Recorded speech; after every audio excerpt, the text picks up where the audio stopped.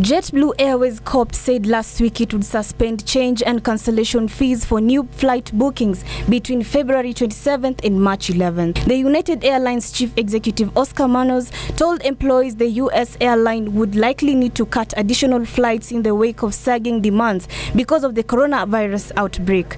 In an email to employees, Munoz said the carrier had cut flights to Asia and suspended services to mainland China and Hong Kong through April 30th. On Friday, United cancelled its investor day that was set for March 5th, saying it's not practical to expect that it can have productive conversation focused on its long-term strategy.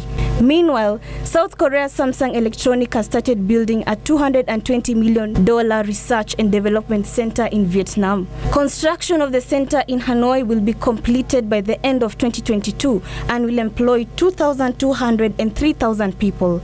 Samsung is the largest single foreign investor in Vietnam, with investments totaling $17 billion.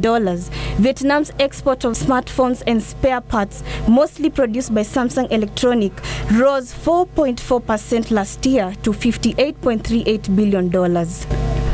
Finally, Hyundai Motor has reported its lowest monthly global sales in a decade in February as the coronavirus outbreak hurt demand, in what is the first major indicator of damage to the broader auto sector from the epidemic. The automaker turned in a preliminary sales figure of 275,044 vehicles for the month, 13% below 315,820 vehicles sold a year earlier.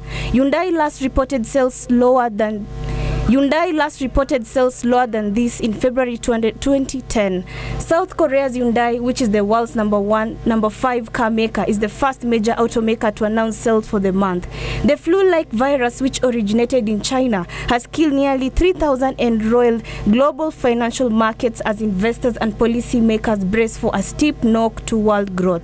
South Korea has the most cases of infection outside the mainland, with a total of 4,212, affecting companies like Hyundai and Samsung Electronics.